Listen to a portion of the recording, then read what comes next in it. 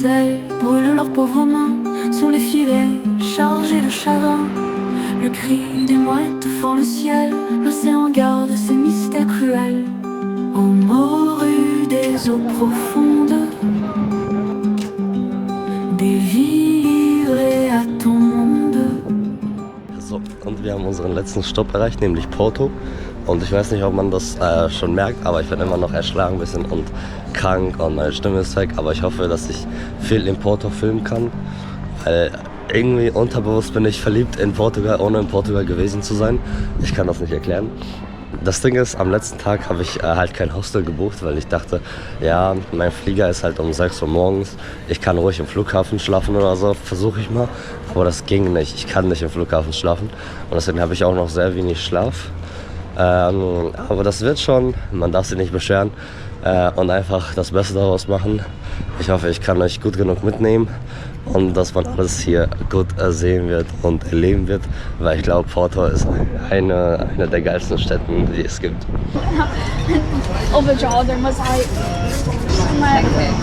Bin ich fähig, Pancakes zu essen?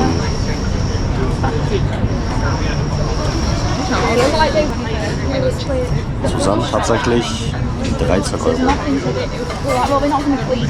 Das sind normale Preise, denke ich mal.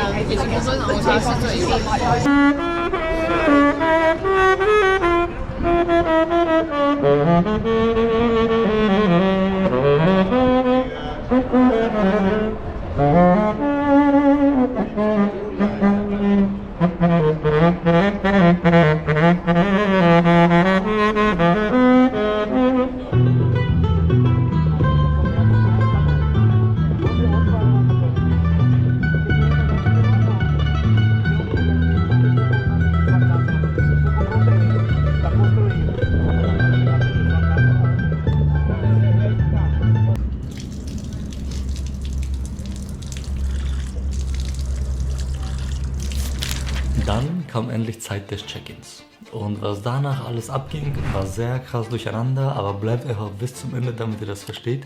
Ich habe nämlich dort eine Zimmernachbarin kennengelernt, die sehr nett war und mit der wir auch direkt gekocht haben und dann den ganzen Tag zusammen verbracht haben. Also guckt euch mal, was alles passiert ist und dann versteht ihr die ganze Geschichte.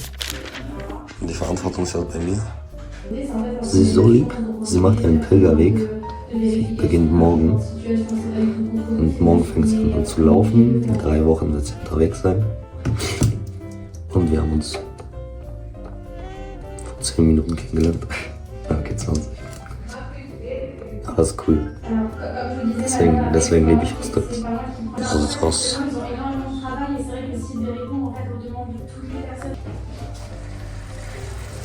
Pressure.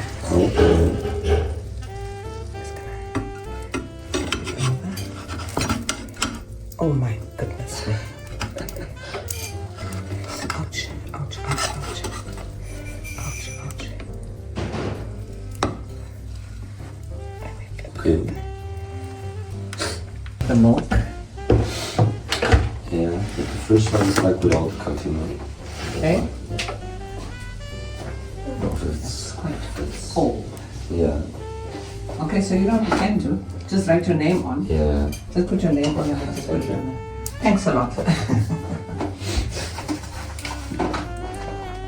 And you don't need to put it in a box. That's how it looks. That's how it looks. I'm also going to take a picture because I have to send it home as well. And tell them what we're doing now before we're going out. How many children do you have? I've got 3 dolls. No. 6 grandchildren. Jokes? Yeah. Tuck in, tuck in, tuck in. And let's go.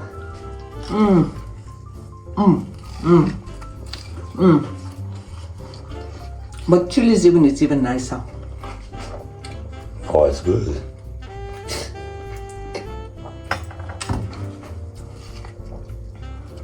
It was worth the time. That lady at the back is my youngest. Mm. That's my middle one. Oh, that's the older one. Yeah. She belongs to the young one. She belongs to the big one. That's her husband. And that's her daughter. Those are her daughters. So the most of the family lives in South Africa. We all together. Yeah. That's cool. It tastes very good. See one another every. We don't see one another because we're quite. But we talk. It's for you. No. Yeah.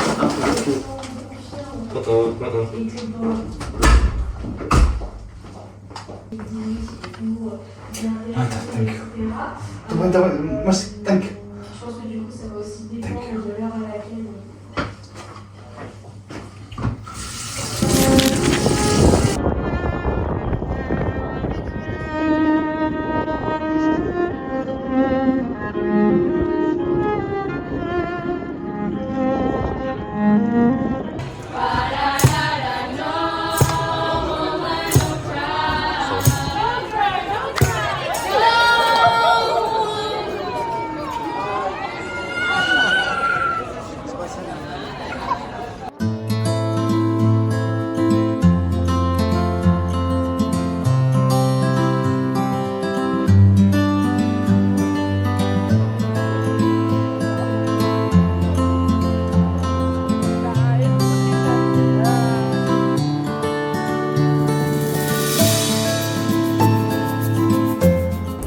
Ich realisiere es nicht, was heute alles passiert.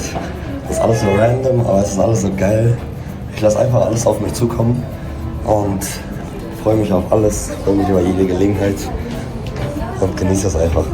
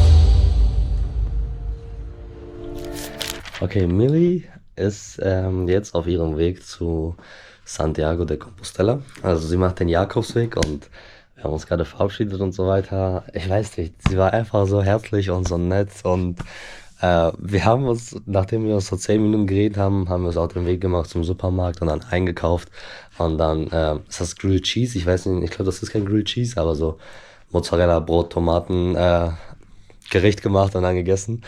Und dann sind wir noch in die Stadt gegangen, ein bisschen rumgelaufen und ihre Kirche gefunden, wo sie dann ihren Weg heute startet.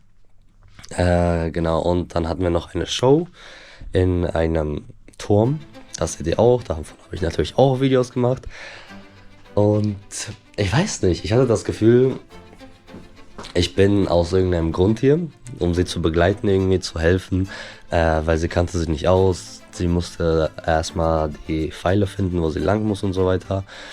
Und allgemein in der Stadt ein bisschen Orientierung und so. Und ich weiß nicht, ich wurde dafür gesendet, um ihr zu helfen. Deswegen, ich habe sie begleitet, ich habe ihr geholfen, soweit ich konnte. Und sie war auch am Ende sehr dankbar. Ich bin auch sehr dankbar, dass ich sie kennengelernt habe. Und das war so schön, ich weiß, das war so schön, weil so eine Experience und Erfahrung, wann würde ich die sonst machen? Wo würde ich die sonst machen, außer in Hostels und so weiter? Aber das war schon wunderschön. Und sie macht diesen Jakobsweg mit 70 Jahren, was sehr, sehr krass ist, sehr lobenswert ist. Deswegen, ich hoffe, dass sie es macht. Sie hält uns auf jeden Fall am Laufenden und sendet hoffentlich Bilder und Videos und so weiter. Aber ich bin mir ziemlich sicher, dass sie das schafft und ich bin einfach glücklich, dass wir uns getroffen haben und es war einfach eine tolle Erfahrung.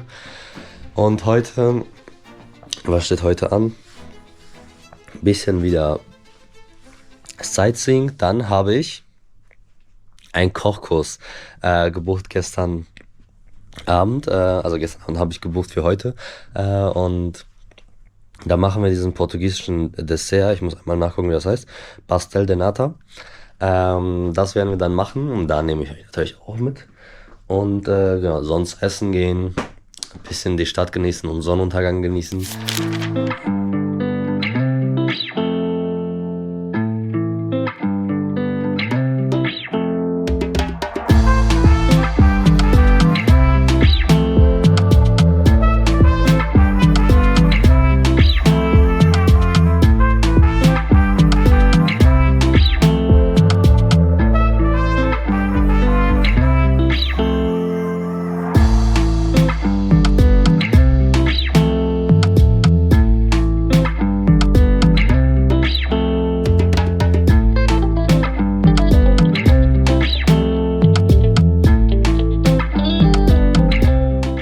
Wir sind am älteren Postkartenladen, beziehungsweise das ist ein älterer Laden für alles. Die haben Postkarten, die haben alte Schulhefte, die haben Spiele. Und ich überlege, die zwei zu kaufen. Also das hat mich an meine Kindheit erinnert irgendwie. Ich hatte so eine Nostalgie, weil ich das einmal gesehen habe. Und ich finde das so schön. Ich weiß noch, ich habe so coole Erinnerungen davon irgendwie. Und hier sind 4 drin, aber ich überlege nur 2 zu kaufen, wenn das geht. 4 ist ein bisschen zu viel von derselben Postkarte. Aber ja. Also ich habe jetzt doch alle 5 gekauft, weil in dieser Packung waren 4 verschiedene Postkarten. Deswegen habe ich gekauft. Pro Postkarte 1 Euro, 5 Euro. Ich gebe zwar ein bisschen zu viel Geld aus für Postkarten, aber ich liebe es irgendwie. Das ist meine neue Lieblingsbeschäftigung. Und ich werde das jetzt auch an Leute verschicken und Nachrichten schreiben und irgendwas mitteilen. Ich finde es einfach cool. Deswegen werden bestimmt einige von euch Postkarten bekommen. Also freut euch. Wir sind jetzt in der blauen Kirche, also was von außen blau ist. Und die Kirchen in Portugal und Spanien sind einfach so wunderschön. Ich finde deren Glauben einfach so schön in deren Kirchen.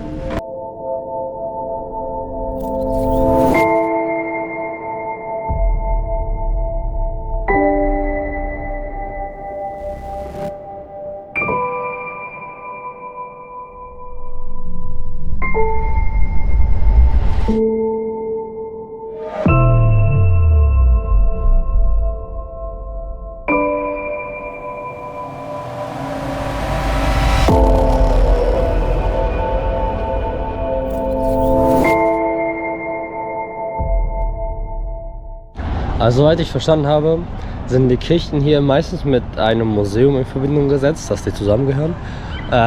Und leider ist es so, dass es immer Eintritt gibt, also was man bezahlen muss. Und für Studenten gibt es auch keine Angebote leider. Aber ich finde es einfach nicht so ganz cool, dass man für Kirchen bezahlen muss. Auch wenn da halt ein Museum integriert ist. Vielleicht kann man das irgendwie separat klären. Dass die Leute, die in die Kirche wollen, einfach in die Kirche können. Und die, die in ein Museum wollen, gehen halt in ein Museum. Aber ja, es hat auch, irgendwie hat bisher alles einen Rooftop. Und das sieht auch sehr cool aus.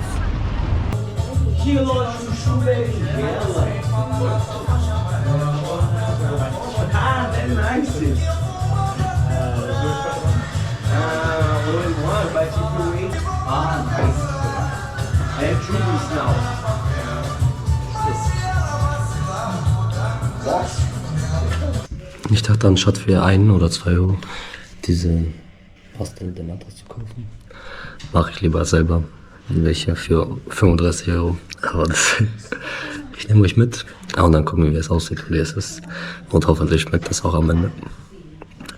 Say Sauce für die anderen, also ob ich genau hierfür gedacht bin, nee, aber ist mir egal.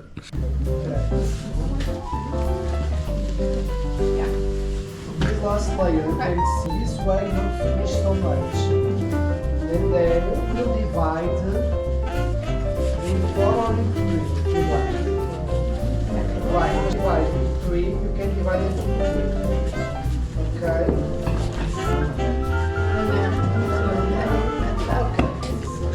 Okay, I give you more tip, okay? I will try to make to the wall, to the edge. And you reach the edge and you see that we have here this puff. You're gonna take it, okay? It's a lot.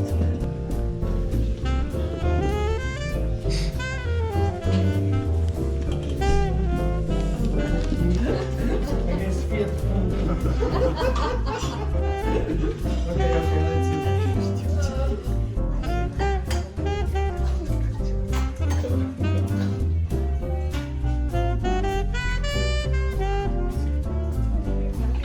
Very good. Not fun. Needs to put a bit of more milk and cool it down. Dale.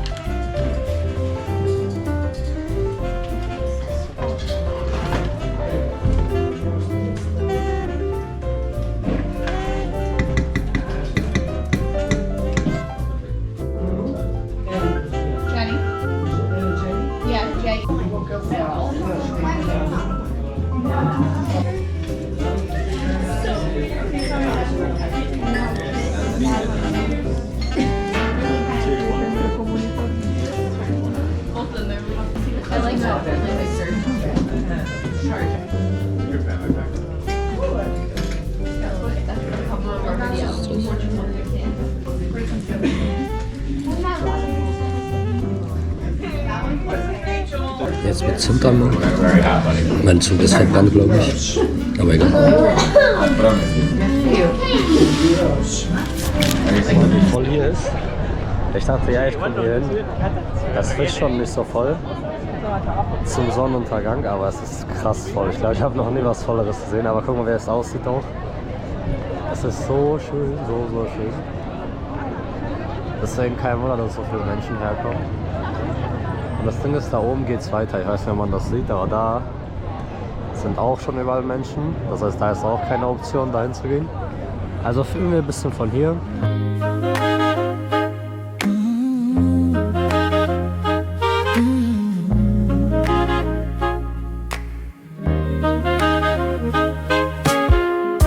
Skyline homes with amber glow. Shadows stretch, the street lights grow. Your hand in mine, the world slows down. A whispered tune in a restless town. We dance on rooftops, stars unfold. Our hearts are fire, our words are gold. Sunset serenade, we're alive tonight. Colors bleeding into endless light. The city sings our melody. Hat sie von mir gelernt, alles gut. And now there's nothing to say. If running effortlessly. Tell them all I know now. Shout it from the rooftops.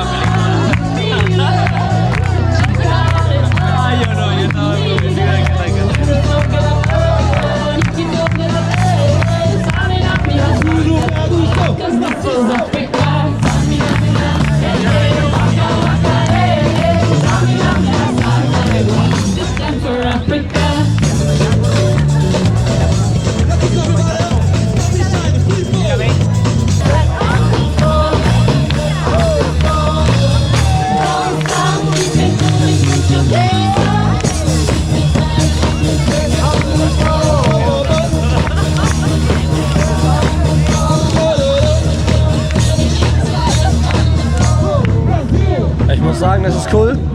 Aber es ist lange nicht Madrid. Es ist lange nicht Madrid, muss ich sagen. Wir haben hier unser Essen. Also Suppe, Reis und das ist gebratene Ente, Salat, Kimchi und Tee. Kalten Tee. Guten Appetit. Und ja, ich hoffe, ihr isst auch was.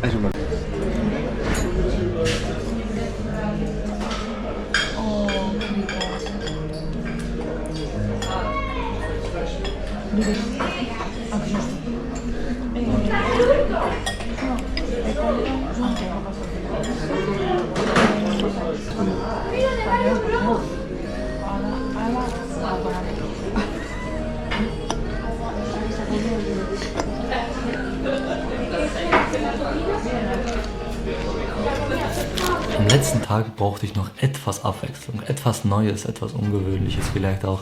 Und dann bin ich zum Strand gefahren, aber das alles nach einem kleinen Mittagessen. Eigentlich wollte ich einfach nur Taco Bell ausprobieren, aber ich bin jetzt in einem Einkaufszentrum gelandet. Mal gucken, wie das aussieht. Warum ist das so cool und so schön? Ach man, ich weiß nicht. Porto oder ich glaube Portugal an sich hat so seinen eigenen coolen Vibe. Und es ist einfach einzigartig. Ich weiß nicht. Es catcht mich. Es nimmt mich mit. Wie ihr merkt, ich bin auch hier, um sehr viel zu essen. Also, diesmal haben wir Taco Bell. Wir haben ein Burrito mit ihren Pommes. Die sehen richtig, richtig krass aus. Ein kleinen Quesadilla und ein Taco. Und alles zusammen hat 10 Euro gekostet. Vom Preis her ist es sehr, sehr gut, muss ich sagen. Pommes sehr, sehr nice, sehr, sehr gut. Aber ich würde sagen, die vom Popeyes haben mich ein bisschen mehr überzeugt und auch sehr, sehr krass. Also überdurchschnittlich für einen Fastfood-Laden.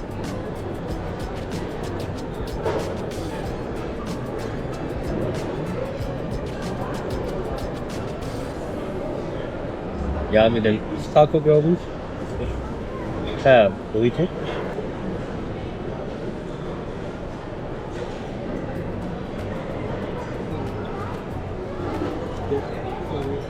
Ist gut, aber jetzt nicht so krass vom Hocker geraucht. Ist ziemlich solide, würde ich sagen, durchgehen. Aber ich glaube, die haben auch geilere Burritos. Wir wussten noch nicht welche.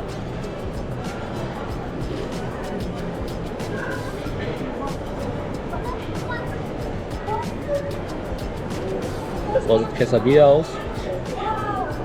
Überraschend gut, habe ich nicht erwartet irgendwie. Sehr, sehr geil. Wir machen einen Taco.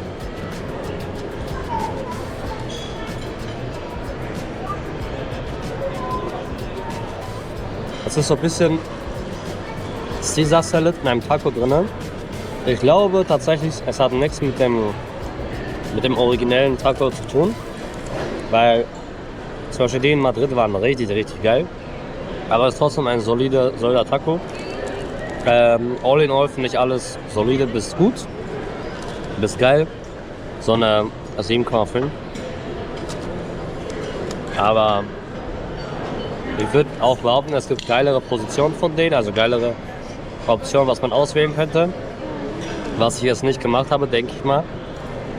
Aber ich finde es trotzdem sehr, sehr stark und sehr solide. Bei einem Fastfood-Laden sogar überdurchschnittlich, würde ich sagen. Aber geil. Ich weiß nicht, ob man das hört. Und ich bin auch so glücklich irgendwie. Aber einen Stopp mussten wir noch machen, bevor es nach Hause geht morgen. Nämlich das hier.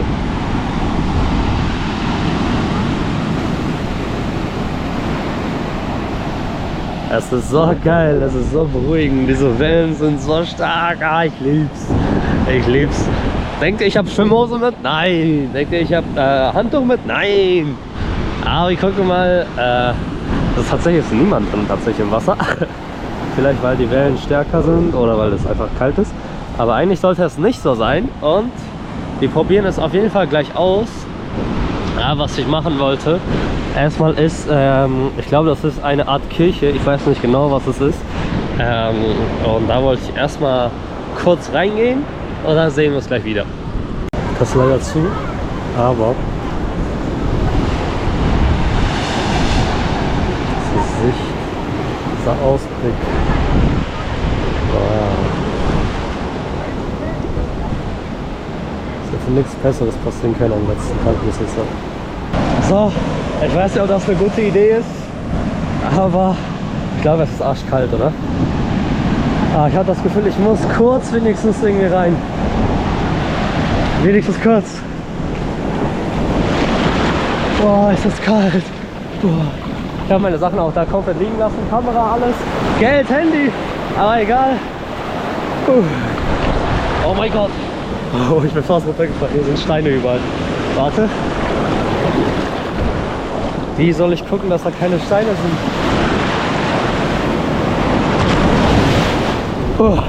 Ich kann das nicht. Okay, lass uns. Warte, ich muss überlegen. Ich würde sagen, ich lege mich einmal hin und lasse mich einmal von der Welle mitnehmen und das reicht, denke ich. Da sind überall Steine, guck. Darauf bin ich. Oh mein Gott, ich kann das nicht. Nein, es war so fucking kalt, aber es war so geil.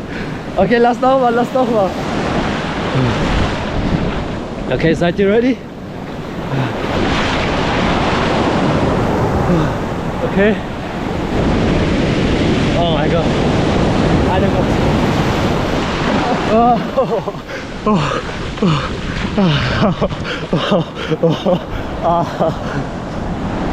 Es ist sehr, sehr kalt. Es ist todeskalt. Deswegen ist da niemand drin. Ach Mann.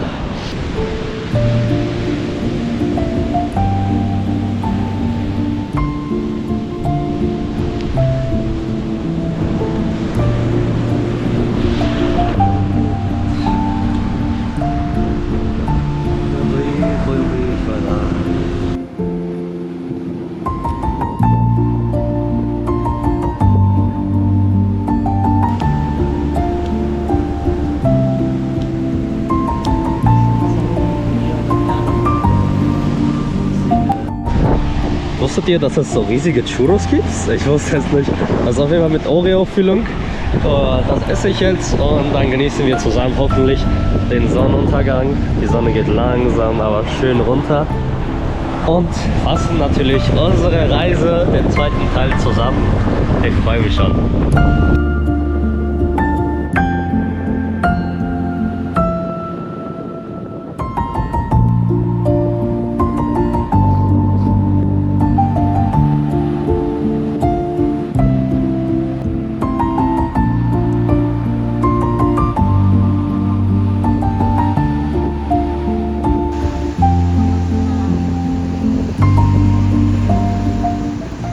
So, ich hoffe, man hört was und dass man alles gut hört. Ich werde extra lauter sprechen etwas. Und ich habe zur Sicherheit mein Handy genommen, damit das wirklich klappt, hoffentlich. Weil die Wellen sind so stark, aber es ist so geil und es ist so laut, aber egal. Auf jeden Fall haben wir im zweiten Teil Madrid und Lissabon besucht. Und ich glaube, diese Reise widmete sich eher dazu, wie es ist, in einem Hostel zu leben, ob man wirklich Freunde findet, ist es cool oder ist es komplett negativ. Und ich muss sagen, meine Erfahrung mit Hostels ist super. Man findet auf jeden Fall Freunde, man kann auf jeden Fall Connections machen. Und meistens trifft man auch auf Leute, die einfach Ähnliches erleben wie du, Ähnliches erleben wollen wie du und ähnliche Erfahrungen haben. Vielleicht auch gleichen Mindset und so weiter. Also ihr habt viele Ähnlichkeiten, deswegen verknüpft und verbindet euch einfach diese Hostel-Erfahrung und diese Reisen und so weiter. Deswegen macht es auf jeden Fall, kann ich nur empfehlen. Porto hat einen Platz in meinem Herzen. Es ist so schön, es ist so geil, es sind so schöne Menschen, so herzliche Menschen. Es hat so wunderschöne Ecken. Aber ich muss auch sagen, dass ich irgendwie schon wusste, dass ich Portugal lieben werde. Ich weiß nicht warum. Es war einfach so ein Gefühl, dass ich wusste, Portugal ist mein Land einfach. Und deswegen wusste ich, egal wo ich hingehe hier, es wird mir bestimmt gefallen und ich werde bestimmt Spaß haben. Genau. Auf jeden Fall muss ich sagen, danke an David, danke an Raoul und danke an Millie, die mich auf dieser Reise begleitet haben und meine Reise einfach verschönert haben und irgendwie einfach etwas Einzigartiges reingebracht haben und ich viel von ihnen auch gelernt habe. Worüber ich auch noch sprechen wollte, ist, dass heute ist Karfreitag. Also heute ist tatsächlich Jesus gestorben und ich hatte irgendwie das Bedürfnis, auch darüber zu sprechen. Weil leider kann ich nicht in die Kirchen rein, weil die heute geschlossen sind, die meisten. Deswegen teile ich einfach meine Gedanken mit euch. Und auf dieser Reise bin ich öfters in Kirchen reingegangen. Ich glaube, ich war wirklich jeden Tag in einer Kirche. Mit einigen Ausnahmen vielleicht, aber eigentlich meistens schon. Und ich habe auch oft geredet einfach mit Gott. Ich war oft alleine, ich habe oft meditiert. Und einfach, ich war für mich selbst, also ich war alleine für mich selbst da. Und ich habe verstanden, was, glaube ich, Gott für mich bedeutet und was gläubig sein und religiös sein für mich einfach bedeutet, dass ich frei bin, dass ich die Hoffnung habe, dass ich bereit bin, die Kontrolle abzugeben an jemanden, bei dem ich weiß, er will nur das Beste für mich und er weiß, wo es hingehen soll und er weiß, was ich brauche. Deswegen gebe ich die Kontrolle ab und bekomme dadurch einfach ein etwas sorgenfreieres Leben, etwas mehr Freiheit, mehr Glück, mehr Liebe und alles Erdenkliche. Und gleichzeitig habe ich aber auch jemanden, der mir zuhört, der mit mir reden kann, der mich versteht, der immer an mich glaubt. Und deswegen bin ich super dankbar, dass ich ihn in meinem Leben habe, dass ich Christentum in meinem Leben habe. Und wenn ihr gläubig seid, auch wenn ihr nicht gläubig seid, lebt einfach eure Religion aus, lebt euer Leben aus, lebt eure Norm aus, die ihr in eurem Leben habt. Und ich weiß nicht, es ist einfach so schön. Und deswegen wollte ich einfach nur dankbar sein, dass Gott in meinem Leben gibt. Und dass es auch so ein wunderschöner Tag ist, um einfach meine Reise zu beenden. Deswegen Dankeschön und Amen. Und was ich auf jeden Fall noch sagen wollte ist, Reisen hilft euch weiterzuentwickeln. Reisen öffnet euch wirklich die Augen. Reisen hilft euch selbst kennenzulernen und einfach zu verstehen, was ihr machen wollt, wer ihr seid, was eure Vorlieben sind, was euch glücklich macht. Deswegen macht euch weniger Kopf, lasst euch mehr einfach von der Welle treiben und genießt das Leben, genießt, wo ihr seid, wer ihr seid, zu welchem Zeitpunkt ihr da seid und seid dankbar und glücklich, dass ihr jetzt in diesem Moment lebt und genießt einfach den Augenblick und genießt euer Leben und genießt die Menschen um euch herum und seid offen fürs Neues. Diese Reise hat mich erfüllt. Ich bin glücklich, einfach hier zu sein und ich würde es immer wieder machen. Und danke, dass ihr mich auf dieser Reise begleitet habt, natürlich auch. Ohne euch wäre ich nicht hier vielleicht. Ohne euch wäre ich einsamer. Ohne euch würde ich viel weniger reden, könnte es mit niemandem teilen. Deswegen danke, dass ihr auch mit mir wart. Und viel Erfolg.